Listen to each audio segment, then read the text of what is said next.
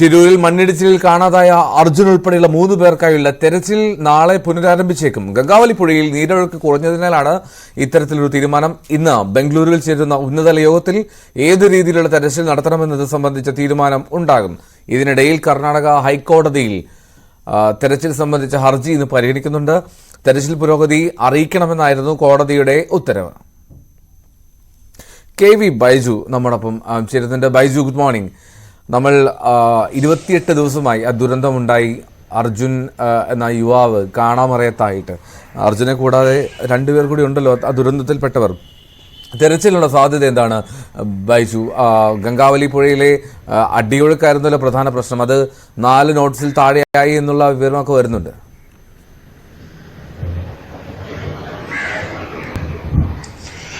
Good morning Eldho. തീർച്ചയായും ഇന്ന് വളരെ നിർണായക ദിവസമാണ്. അർജുനായുള്ള തിരച്ചിൽ പുനരാരംഭിക്കുന്നത് സംബന്ധിച്ച് ബംഗളൂരുവിൽ ഇന്ന് ഉന്നതതല യോഗം ചേരുന്നുണ്ട്. പ്രധാനമായും ഏത് രീതിയിലുള്ള തിരച്ചിലാണ് നടത്തേണ്ടതെന്നാണ് ഈ യോഗത്തിൽ ആലോചിക്കുന്നത്.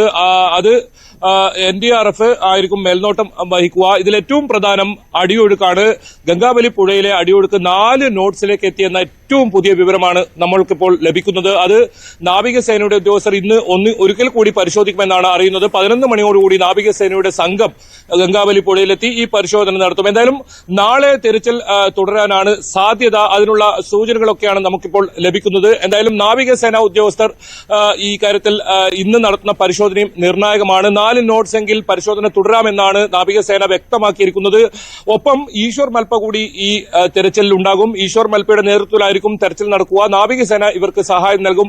ഏതായാലും സൈന്യം ഈ തെരച്ചിലിൽ ഉണ്ടാകില്ല എന്ന് അറിയിച്ചിട്ടുണ്ട്. കാരണം കരയിലെ തെരച്ചിൽ പൂർണ്ണമായും അവസാനിച്ചിരിക്കുന്നു. ഇനി പുഴയിലാണ് തെരച്ചിൽ നടത്തേണ്ടത്. പ്രധാനമായും മേജർ റിട്ടയർഡ് ഇന്ദ്രപാൽ മാർക്ക് ചെയ്ത മാർക്ക് 4 അവിടെയാണ് പ്രധാനമായും ലോറി കണ്ടെത്തിയിരിക്കുന്നത്. അതുകൊണ്ട് തന്നെ ലോറിയുടെ ക്യാബിനകത്ത് അർജുൻ ഉണ്ടോ എന്നതാണ് പ്രധാനമായും അന്വേഷിക്കുന്നത്. അങ്ങനെയാണെങ്കിൽ ലോറി പുറത്തേക്കെടുക്കാനായിരിക്കും ശ്രമിക്കുക. അതിനായുള്ള ഏതൊക്കെ ഉപകരണങ്ങൾ അത്തരത്തിൽ വേണം, ഇതൊക്കെയാണ് ഇന്ന് ബംഗളൂരുവിൽ ചേരുന്ന യോഗത്തിൽ ചർച്ച ചെയ്യുക. എന്തായാലും കഴിഞ്ഞ കുറച്ച് ദിവസങ്ങളായി തിരച്ചിൽ നിർത്തി വലിയ ആശങ്കയാണ്. ഇത് എപ്പോൾ തിരച്ചിൽ തുടരുമെന്ന കാര്യത്തിലൊക്കെ അതിനൊക്കെ വിരാമം ആകുന്നു എന്ന് വേണം നമുക്ക് മനസ്സിലാക്കാൻ.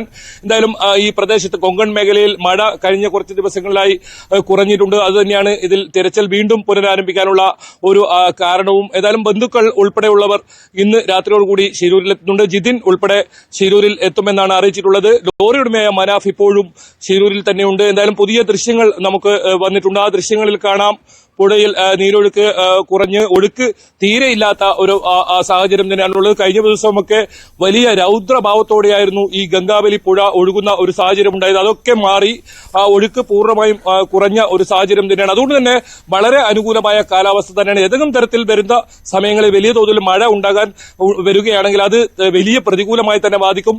എൽദോ സൂചിപ്പിച്ചതുപോലെ 28 ദിവസമായിരിക്കുന്നു അർജുൻ കാണാമറയത്ത് ആയിട്ട്. അതുമാത്രമല്ല 2 കന്നഡികർ കൂടി ഈ മണ്ണിനടിയിലോ പുഴയിലോ ആയുണ്ട്. ജഗന്നാഥും ലോകേഷും അവരെയും കണ്ടെത്തേണ്ടതുണ്ട്. എന്തായാലും ഹൈക്കോടതി, കർണാടക ഹൈക്കോടതി ഇത് സംബന്ധിച്ച് ഇന്ന് ഹർജി പരിഗണിക്കുന്നുണ്ട്. പ്രധാനമായും കർണാടക സർക്കാരിനോട് ഇതുവരെയുള്ള തിരച്ചിൽ പുരോഗതി അറിയിക്കാനാണ് ആവശ്യപ്പെട്ടുള്ളത്. എന്തായാലും അത് സംബന്ധിച്ച നിർണായക വിവരങ്ങളും 12 മണിയോടുകൂടി എത്തുമെന്നാണ് നമ്മൾ പ്രതീക്ഷിക്കുന്നത്. എൽദോ. ബൈജു, ഈ ബംഗളൂരുവിൽ ചേരുന്ന ഉന്നതതല യോഗമുണ്ടല്ലോ, അതിൽ ആരൊക്കെയാണ് പങ്കെടുക്കുന്നത്? അതിൽ ഇനി നമ്മൾ കേരളത്തിൽ നിന്നും അല്ലെങ്കിൽ അർജുനെ പ്രതിനിധീകരിച്ച് അർജുന്റെ ആവശ്യം ഉന്നയിക്കാനായി ആരെങ്കിലും ഉണ്ടാകുമോ? ഈ ഉന്നതതല യോഗം എന്ന് പറയുമ്പോൾ ആരൊക്കെയാണ് അതിലുള്ളത്?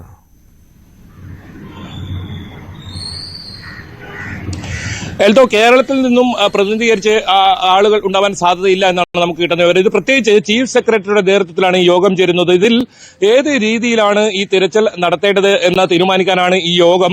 ഇതിൽ ഉത്തര കന്നഡ കലക്ടർ ഓൺലൈനിലൂടെ പങ്കെടുക്കുമെന്നാണ് നമുക്ക് ലഭിക്കുന്ന വിവരം.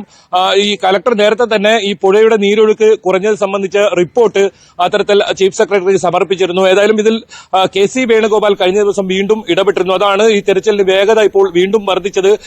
നമുക്ക് മനസ്സിലാക്കാൻ സാധിക്കുന്നത് മന്ത്രി മുഹമ്മദ് റിയാസ്, സംസ്ഥാന സംസ്ഥാനത്തിന്റെ പ്രതിനിധിയായി മന്ത്രി മുഹമ്മദ് റിയാസ് ശിരൂരിലേക്ക് എത്താൻ സാധ്യതയുണ്ടെന്നാണ്. അങ്ങനെയാണെങ്കിൽ നാളത്തോടുകൂടി മന്ത്രി എത്തുമെന്നാണ് അറിയുന്നത്. നിലവിൽ കേരളത്തിന്റെ ഏതെങ്കിലും പ്രതിനിധിയോ ഈ കുടുംബത്തിന് ആരെങ്കിലും അർജുന്റെ കുടുംബത്തിൽപ്പെട്ട ആരെങ്കിലുമോ ഈ യോഗത്തിൽ പങ്കെടുക്കുന്നില്ല. ഇത് തികച്ചും ഉദ്യോഗസ്ഥതല യോഗമാണ്. ഏത് രീതിയിലാണ് തെരച്ചിൽ നടത്തേണ്ടതെന്ന് സംബന്ധിച്ച ഒരു കൂടിയാലോചനയാണ്.